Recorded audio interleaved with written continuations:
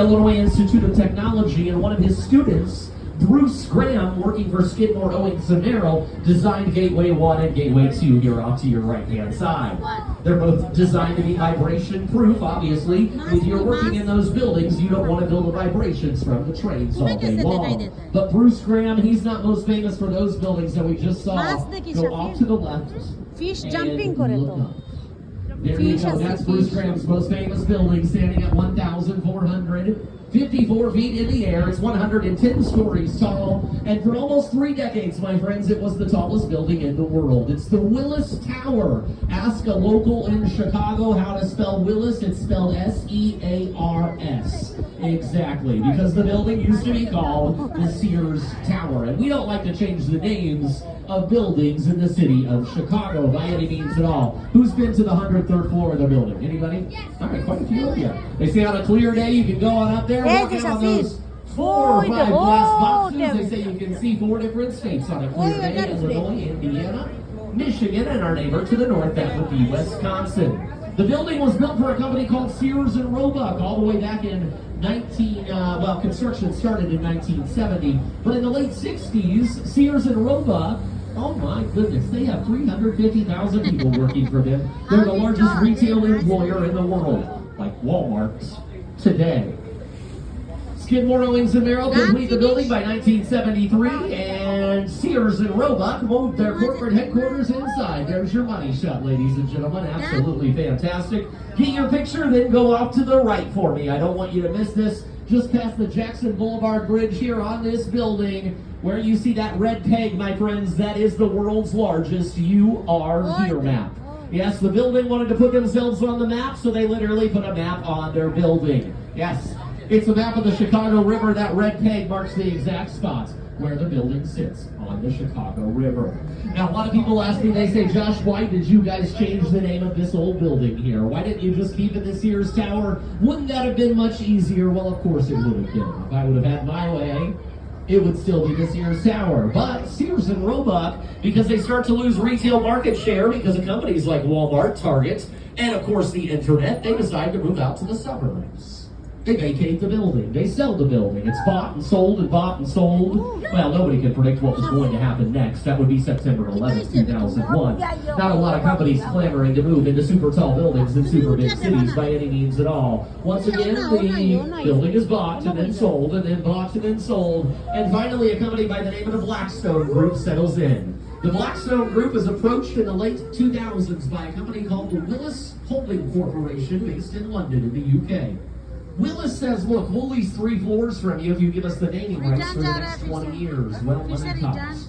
Bing, bang, boom, 2009. It becomes the Willis Tower and will remain that through the end of the decade. Yeah, everybody back in the day knew what Sears and Roebuck did. But not everybody knows what Willis in London does today. Willis is a financial company. They mainly deal with financial services and insurance. Back in 1912, you know what they were doing? They were insuring the Titanic. Yeah, let that sink in for just a moment. It's okay. It's okay. My heart will go on, I promise. Look at all the pretty people off to the right-hand side. There you go. Pretty people off to the right-hand side. And we're going in front, off to the right. The building with uniquely cut edges here. This is the Chicago Mercantile Exchange Center, also known as the Merc. Fukushima Johnson is your architecture firm behind the building. Why the cut, funky edges here off to the right-hand side? Anybody a stockbroker on board? All right. Well, stockbrokers, to keep them very happy, they need one thing. They need a corner office. And the serrated edges of the Chicago Mercantile Exchange Center allow for 16 corner offices on each and every floor. They are all about the money, whether at work or in their office, that's for sure. Now, we're going to continue.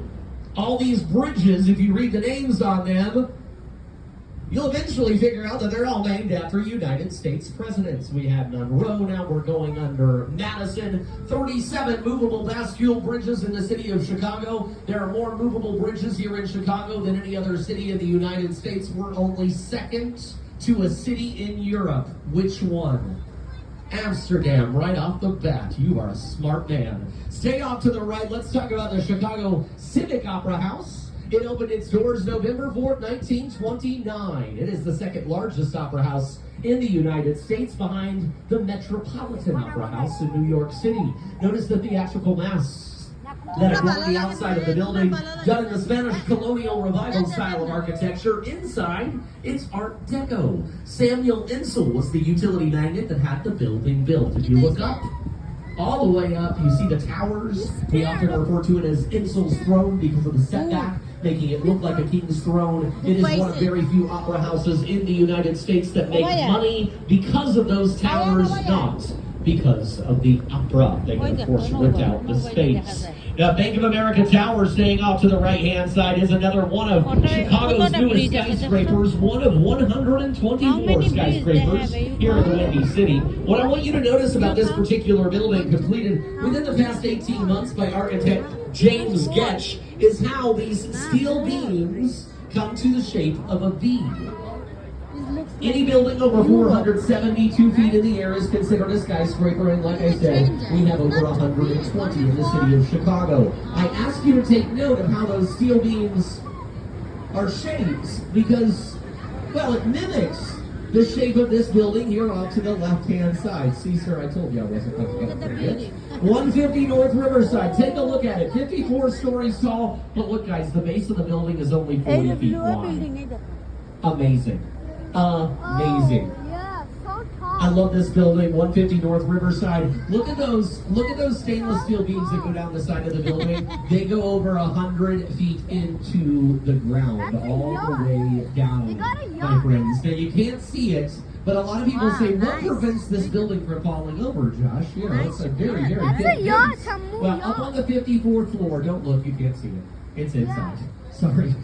Up on the 54th floor, there's something called the mass damper system. This big basic tanker that holds about 360,000 gallons of water. As strong winds are blowing to one side of the building, the water rotates to the other side, balancing everything out, making sure that the building doesn't sway too much with the strong winds.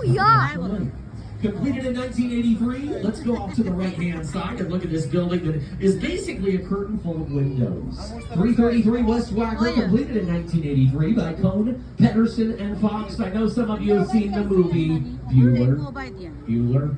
Now, Ferris Bueller's Day Off. This is where Ferris's father was working in that movie. 333 West Wacker. Great example of contextualism, friends. Notice how the building has a slight bend here. I said kayak. The river bends here as well. Contextualism, when a building blends into its already existing environment. This building in the 90s, voted by Chicago Tribune readers the most beautiful building on the river. Now look to the left. Look for the building with the Holiday Inn logo. That building, meanwhile, voted the ugliest by those same readers in that same survey in the Chicago Tribune. Oh, yeah. Oh, yeah. Now, we're very fortunate in this city to have a beautiful river walk. 2016, the river walk is completed. Now, we did have kind of a river walk before 2016, but once you came to every bridge prior to 2016, you had to go up the stairs, cross the bridge, down the stairs. Well, it was quite the workout. It was not all that convenient by any means at all. Tonight, if you're looking for something to do and you're not going to go see the fireworks at Navy Pier, 9 and 9:30, my friends. Look at this big box over here. Building দেখছো Fishing, thanks to এই building the এর only one zip But this code. big box of Sara projectors building active. right over here this evening at 9 and 9:30, they're going to shoot out beams of lights that are going to shoot across the Chicago River onto this large building right here, Merchandise Mart. Merchandise Mart is going to become the largest movie screen in the United States. They're going to do something called Art on the Mart. If you have not seen it, you must. It is fantastic. Go to the Google machine, Google Art on the Mart, a show at 9, a show at 9:30. Best part, it's absolutely free. You don't have to pay at all. I mentioned fireworks. Navy Pier shoots off fireworks every Wednesday and Saturday. Tonight, before they get the fireworks started, they're actually doing a synchronized drone show. So you may want to check that out as well. All right, go to the front of the boat. What time? Fireworks about 9 o'clock.